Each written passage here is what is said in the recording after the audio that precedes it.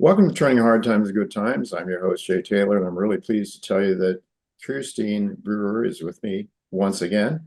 You all know her pretty well by now, not only from this show, but from lots of others. She's getting a lot of coverage, and rightfully so. The company seems to be doing well. It's getting some recognition in the marketplace, in the equity marketplace anyway. And I think it's not too far into the future. We're going to see it get gain some traction in the real economy very soon. Kjirstin, thank you so much for joining me again. And thank you for having me. It's always good to have you.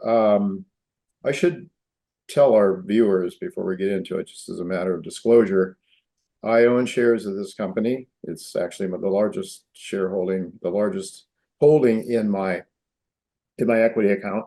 I recommend it in my newsletter, but I am not getting paid by HydroGraph or anyone else for this interview. I just love this story. I own shares, so I am biased, but I think it's a story that needs to be told more and more. And of course, sooner or later, Kjirstin won't have to go on try to tell people about the story so much, because I think the numbers are the P&L is going to speak for itself in due course. But anyway, thank you so much, Kjirstin. We've been over the big picture story here, so I'd like to kind of get into more of what's happening on a day-to-day basis, or what the plans are, how you're progressing. But just maybe for the sake of first-time viewers, just give an overview of the company and what it's all about. Of course. So we are very unique in this space. We are, of course, a graphene production company. Most other companies start with graphite as a feedstock and then mechanically or chemically exfoliate it. We are very different. We have an explosion synthesis process where, exactly like it sounds, we explode hydrocarbon gases. So we use primarily acetylene and oxygen, though all hydrocarbons are covered in our patent. And we are now moving really the whole company to Texas, and we're also targeting a NASDAQ uplist by Q1 of 26. Is that still on track for Q1 26? I'm glad to hear that, because I think it will be very helpful to you. Your share price about $1.50 in US money. I think listings usually require a little higher share price for NASDAQ, $4 or something like that. $4. It's possible that we hit that organically, but I do think even if we have a very modest rollback, that's still going to be hugely beneficial to shareholders. Yeah, I mean, with a 314 million shares outstanding, you have a respectable market cap now. It's certainly NASDAQ worthy. I've known companies that had quite a bit smaller NASDAQ market caps that have been trading there as well. We were going to have Matt Krebs join us today. He's your vice president, investor relations, and I've met him once in New York along with yourself. Very respectable guy. Has a very good track record, and Matt can kind of pick and choose who he works with, I think, and he decided to work with HydroGraph. And as I recall, he said, "Well, here comes another graphene story," and I don't think so. He says, "I don't think I want to have anything to do with that." Yeah. But somehow he saw your story as a little different and unique, and rightfully so, because, well, those of us who have been following your story know why it is unique and why no one else can really compare with you in the graphene markets, at least to be able to produce a high quality graphene and that's scalable, that can be used in all manner of, well, different industries for sure. Anyway, I thought that was very important, because Matt's had some pretty good companies, clients on his that he's worked with before, so I thought that was pretty remarkable. All right, so I think one of the questions that people really have, is what about contracts? When are they going to come? And I know it must bug you to no end to have to answer that question, because it's out of your control, kind of. I mean, you could work real hard, you're doing what you can, but companies ultimately take time to get their ducks lined up and decide whether your product is going to work and how well, and especially larger companies take a long time. What can you tell us on that front, though? Is there anything new that you can tell us? I know one of the questions I have also is about the non-disclosure nature of, I think, a lot of the companies that you're working with that are testing your product have non-disclosure agreements. Maybe you could comment on that. If that's true, why would they want the world not to know? Right. And so this is always going to be the challenge is most companies are going to want to have everything remain confidential so they have some competitive edge, especially because we have more and more proof that we are an outlier in the industry, both on cost and performance. And especially because we are relatively small, companies don't want to disclose to the world that they're working with us because they don't want their competitors to work with us. Mhm. We are not going to be signing any exclusivity with any customers. And just with that in mind, and especially because we are mostly now selling to very sensitive industries like defense, Mm. aerospace, automotive, those are hugely competitive industries. And so, especially related to defense, most of these applications, we're not even going to be sharing really any of the details. So Sure. I think that once revenue kicks in, I think that will speak for itself, but I don't think the market should assume that the larger, more impressive opportunities are going to be ones that we'll be able to disclose. Okay. And so from an investor's point of view, I would like to know as much as I can know. And so was wondering if maybe when it comes time to start reporting sales and revenues and tonnage and so forth, if you'll be able to do that, maybe you can say, we this month or this quarter, we've sold X tonnage of graphene, and Mhm. the average price tag on that was whatever it is, Mhm. 300,000, 500,000, whatever. Is that something you think you'll be able to report as you start to produce revenues in a Oh, serious way? absolutely. And I think even related to just public disclosure, when we can, of course, HydroGraph will push to be able to be announced. So when Sure. we can, we will try to arrange that. And even in the event that we're not able, we will still do the most that we can. And it might just be HydroGraph signs some agreement with this industry, and Hmm. we'll say the maximum that we can. And I understand that for investors, it might sound vague, but really, in the event that we do things like that, it's legally that is all we are really permitted to. Hmm. One of the things I'd like to understand a little better, and I think probably our viewers should as well, is the connection with the GEEK, the Mhm, Graphene Engineering Innovation Center.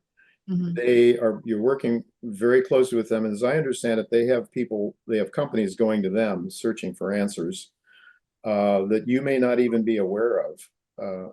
Is that right? Do I have that right? That's true. And it might be that we are a little bit of a different company for them because there are other graphene companies, of course, that work at the Geek that Mhm. have a shared lab space.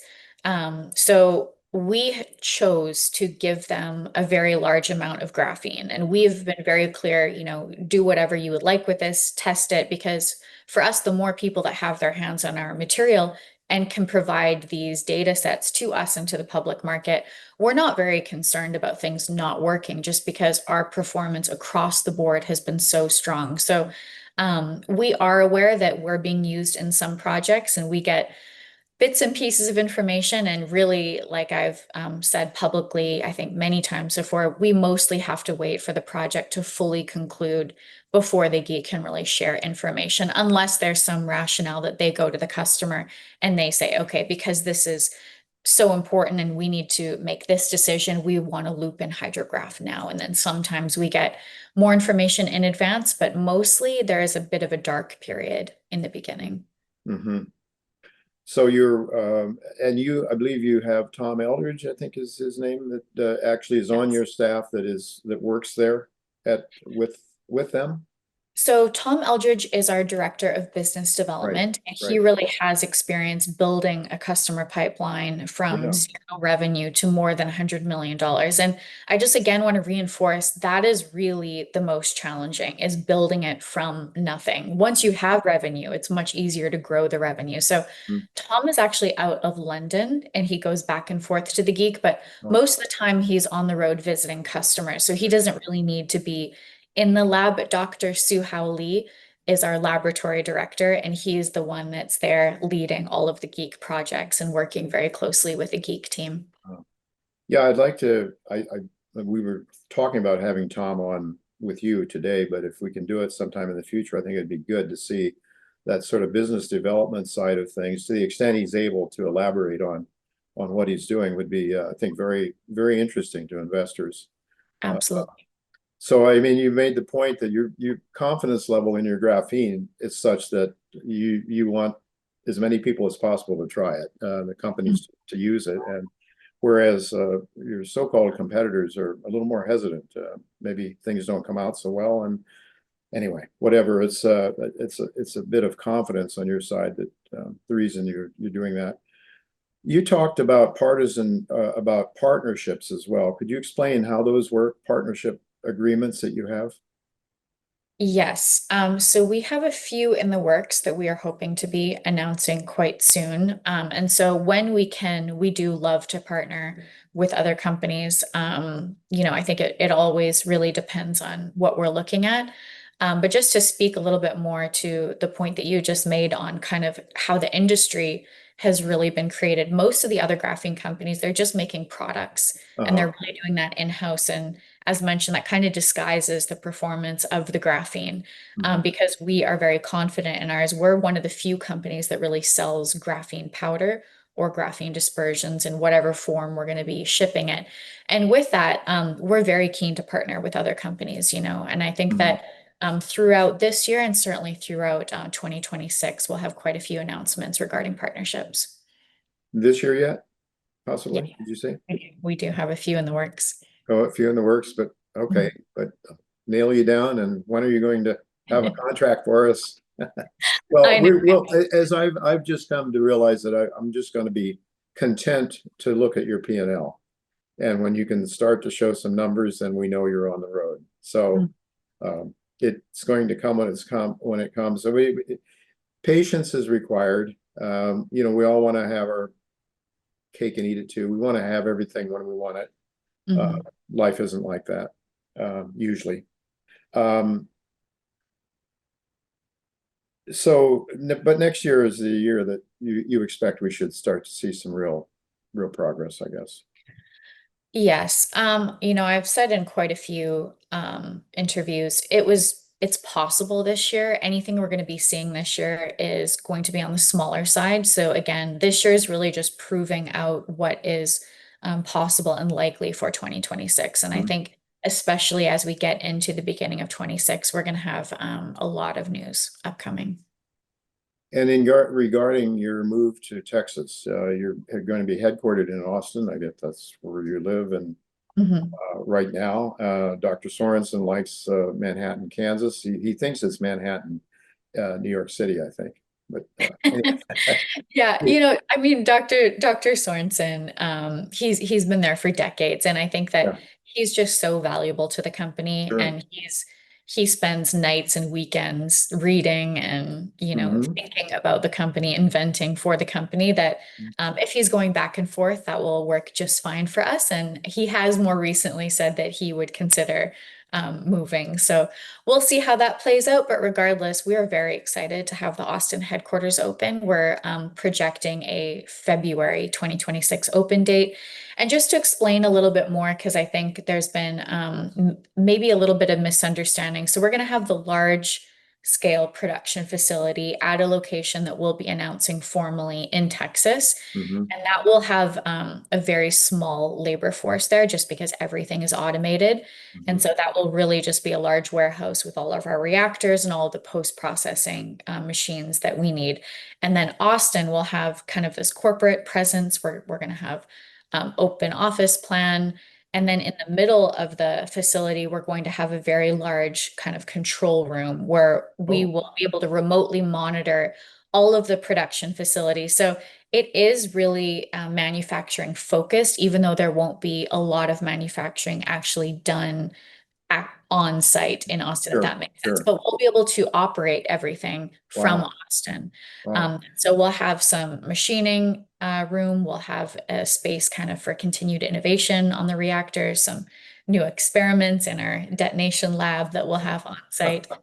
So we will do still a lot of engineering work, but it will be more R&D or more experimental for these continued adaptations. I have to think that if you're going to have some of those explosion Dr. Sorensen's not going to want to miss that. Oh no, exactly. He's going to want to be there for that. The more we grow, the more scientists that we bring on. His enthusiasm is certainly growing. So you're going to your corporate headquarters, and you'll be able to do a lot of control work right from there. Mhm. Limited staff on site where the acetylene gas or the production takes place. You so I'm wondering, uh, somewhere in Texas, and Houston would seem to make sense, but I don't know if you've been that specific or where. It How is is that, and almost how is almost that coming along, and how soon do you think you might have that nailed down? Because in another interview you did with Radius Research, which by the way, I think you did a wonderful job. I think they do a nice job, and I would like my viewers to check out Radius in the future if you're doing future work with them, because they really get into the weeds with a lot of details that I found very, very helpful. You talked about, as I recall, when you talked to Radius the last time, you're producing graphene right now in Kansas to prepare and to build inventory for production in a more serious manner in 2026. Is that right? Yes. And so to give a bit more clarity on what we're working with. So yes, most oil and gas is really in the Houston region in Texas. So I'm not giving away a huge amount of information with Okay. that. We will disclose the exact location Okay. when we're able to, once this is signed. And really, the holdup here is because it is a large agreement. Obviously, there's a lot that's incorporated, the ground lease, the acetylene purchase agreement. But what we're waiting on right now is what they have wanted to have us have in hand is really all the regulatory approvals. So there are some documents we're just waiting on from the state. And then Mhm. once they're sure that we can legally do what we are planning to do at their location, we've really agreed to everything else. And now once that's through, we'll be able to sign. So some of this, I know it's frustrating because it's not really something that we can push. Yeah. Sometimes when you get into permitting and the regulatory side, there Mhm. can just be delays that are just out of the company's control. So we're at the finish line as soon as they're in hand. I think both sides are ready to move forward, and then we will really begin on breaking ground and building this new facility. So it's really in the hands of the Texas government, the Texas regulators, I Yes. guess. Huh? Yes. And Texas is very business friendly. We don't Yeah. have reason to believe this is going to be extended, but that this is the last piece that we're waiting on. And we really couldn't push this until this point because we had to, get certain pieces of information together. Now, I think, very exciting scientific news has come forward recently. Hmm. September 3, you put out a news release. Scientific study shows graphene removes 100% of toxic industrial dyes in minutes, Hmm. offering sustainable, scalable solution for wastewater treatment. And then our friend Kerry Landis, who's now just joined your board, I want to ask you a little about Kerry in a few minutes, but he brought this to my attention, and yours too, I believe. Neil deGrasse Tyson, very well-known astrophysicist. If it's really from him, we don't know for sure, because who knows? I don't know. But I'd just like to read what he tweeted, or I guess it was on Facebook. Hmm. He says, a Vancouver-based company, HydroGraph Inc., has made a major leap in industrial wastewater treatment. A peer-reviewed study published in Flat Chem confirms that HydroGraph's ultra-pure graphene can remove 100% of toxic dyes in contaminated water in just 10 minutes.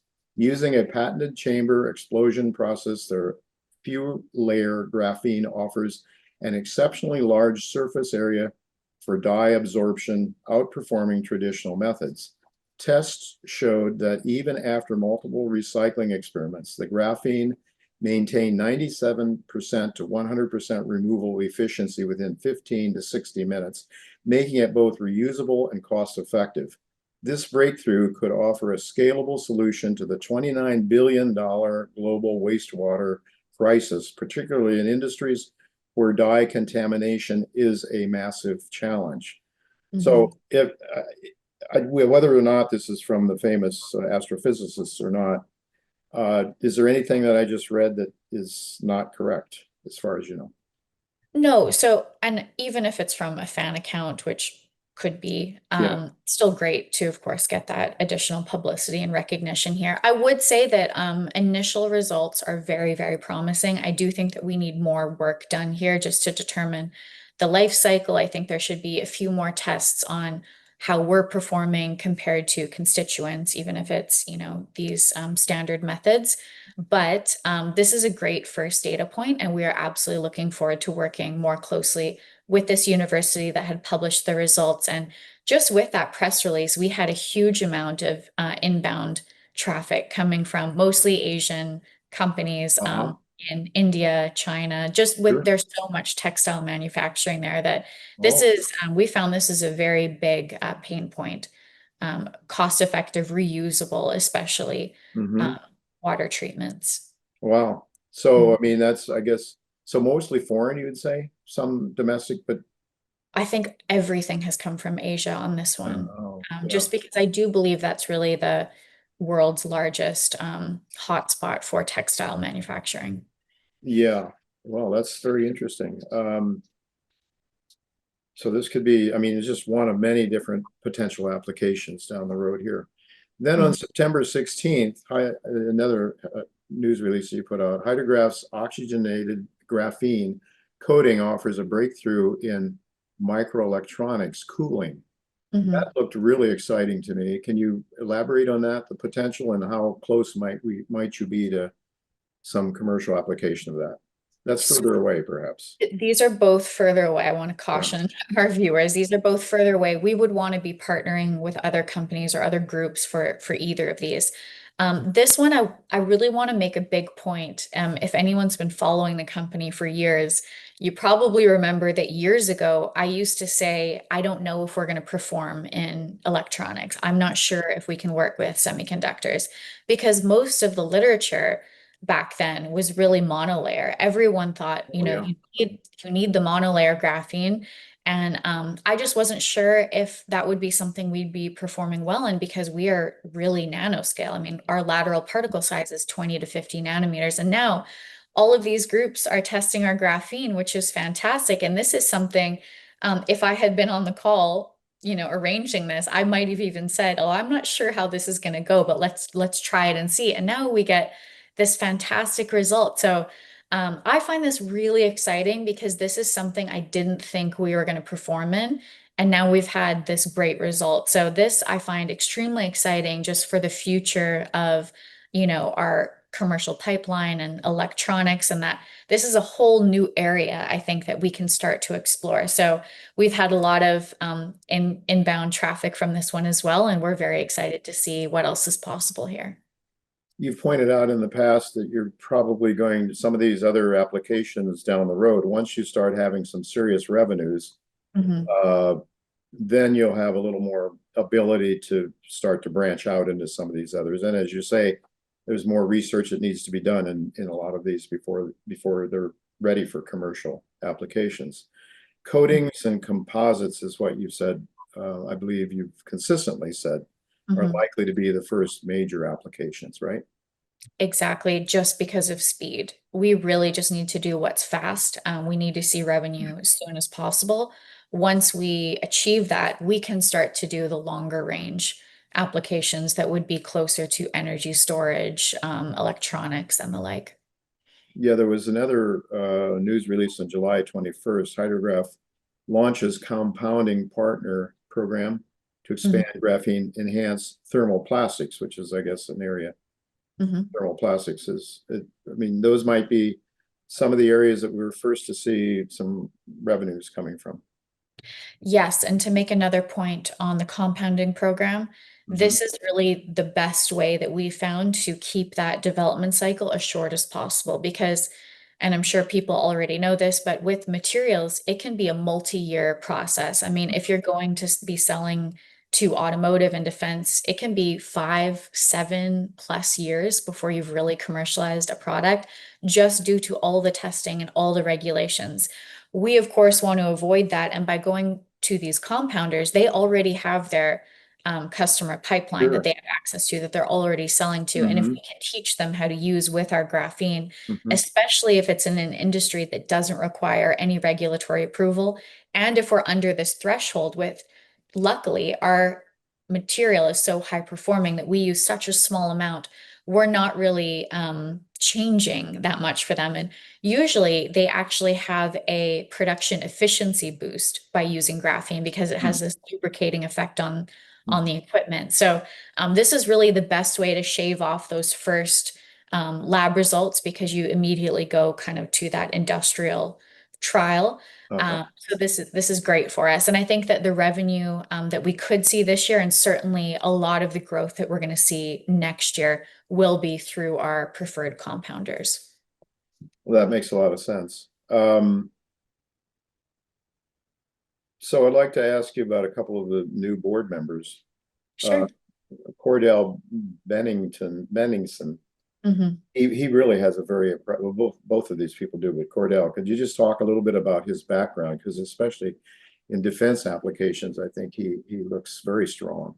Absolutely. So, he's been CEO for numerous defense contracting companies. And I just think that having had that experience, because it's a whole new way to really manage a company, you have to very strictly adhere to certain protocols, and with all of the new regulations we will need to abide by, because right now, I mean, we can sell to defense industries, but by having, for example, NADCAP and CMMC and AS 9100, these are pretty big lifts for companies, and having Mhm. someone that has the experience of having gone through that, we absolutely think is beneficial. And of course, his network is fantastic. And I think to jump to Kerry, just to explain a little bit more, because I know some people had some questions. Okay, so you're bringing someone from the nuclear industry. Are you looking Uh, to sell to the nuclear industry? We are speaking to nuclear companies, but that's not a large area in what we're considering right now. With Kerry, it's more, he just has that operational expertise, especially with a industry like nuclear, where safety is critically important and, very, very stringent protocols and procedures. I just really think that having his risk assessment experience, his experience, assessing management teams, finding that weak point, and then mitigating the risk on that, I think is going to be huge for us as we scale. And building in that operational excellence is really the one last spot that I wanted to fill on the board before we'd be moving to NASDAQ. he's got a pretty good science background too. As a matter of fact, I think he told me that. And by the way, of course, I think most of my viewers know that Kerry brought this story to my attention, and he has been an investor for a number of years. I think even before the company was public. And it was that after you came on and you started making some changes that he started getting really optimistic about it. And he's been a subscriber of mine. I didn't know him. He's a subscriber of mine for 20 years, he tells me. And he Yeah. called me up and he said, he sent me a message and said, you need to know this story. And he could explain it so well to me Mhm. that he had a convert right away almost. But he also seems to be a very good people person. He has, so he can, I'm sure, can understand what you're talking about, science, with Dr. Sorensen and other scientists that you work with. So that's also another thing. And I think he's just a good person. So I'm a little biased because Kerry is a friend of mine, but I have to say I'm really delighted that he's on the board as well. So so you're pretty well rounded up your board and you've got your ducks lined up pretty well now, I guess. Yes. Okay. Um, see if there's something else. Yeah. Oh, yes. What about your replacement as chair Oh person? yeah. Are So you of having course, any luck with that, or you're digging in your heels and I don't think that's the job you want really, but no, certainly not. I think that, we had these changes to the board. We've completed those changes with Kerry joining us. And now I think that we have the board that we're going to be moving forward with. That's really one of the next conversations is, we've really just internally kicked off every process or the beginning stages for NASDAQ. And now that we're beginning with that, we will start to have all these conversations internally, and we will come to a solution there because we're all aligned you're with all that. anxious to get moving and get the company moving forward. Mhm. I think that's about it. I guess maybe in closing, I'd like to just sort of ask you, as I mentioned, patience is required. Um, how do you, how can you tell people to just settle down, just take it easy and trust us? We're going to get the job done. It's hard. I'm the least patient of all. I want it all right now. And I think that if it's reassuring, and I know it's easy to think, okay, just sign, just get it done. With materials, it doesn't really work like that. I think the biggest benefit of us, really taking time and teaching customers how to use our material and going through this process is once we kind of have this manual, so to speak, of how to use our graphene, the knowledge that we're acquiring internally is just it's massive now, and that's going to make everything in the future much faster. So Mhm. admittedly, things are taking a little bit longer than we thought. Yeah. That's always the case with something brand new when you have to teach people how to use it and what the value is. But once we have it and once we've gone through all of these little things with these customers, that's really our knowledge, and that's going to make everything accelerated in the future. So I know I've touched on this in other appearances, but of course, revenue is really what everyone's looking for. I'm very aware that contracts and revenue are Yeah. critically important, and the sooner the better. But also, we're very, very confident in our growing relationship with the U.S. military. So, as much as we can push for an announcement there, that is really highest priority. And so, I do hope that we'll be able to provide enough confidence that we are legitimate, that we're everything that we say that we are. And I do believe that that news is coming very soon. So if people can hang tight, we're going to keep pushing and we're going to say as much as we possibly can because I know our shareholders are impatient. I am impatient as well, so I Yeah. understand. Well, I believe things are going to be worth the wait for sure. And I mean, of course, we've Mhm. seen the share price rise dramatically since I picked it up at 16 cents in the US in my newsletter in January 3rd. What's not to like about that? But of course, we also, those of us that are in it for the long term, want to see the fundamentals and want to see the price rise dramatically higher, but based on reality, on cash flow and free cash flow and so forth. And one of the things, patience, well, people in my newsletter follow a mining company, and the exploration companies certainly have that ability to sit and wait because that's all you do. Plus, those companies, those mining companies, have huge capital costs, and we've gone over the economics before. That's why I didn't want to go into it again today. But the economics are so compelling. Mhm.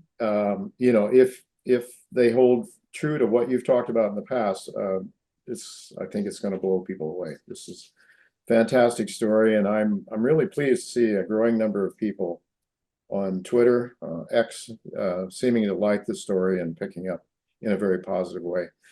Kjirstin, thank you so much for spending time with us again. I know your time is precious, so I'll stop flapping my jaws and let you get back to work. Thank you, So, Jay. so thank you very much. Well, folks, that's it for this week. Not sure who my guest will be next week, but keep your eye on your inbox to find out. So for now, until next week, goodbye and God's blessings to you.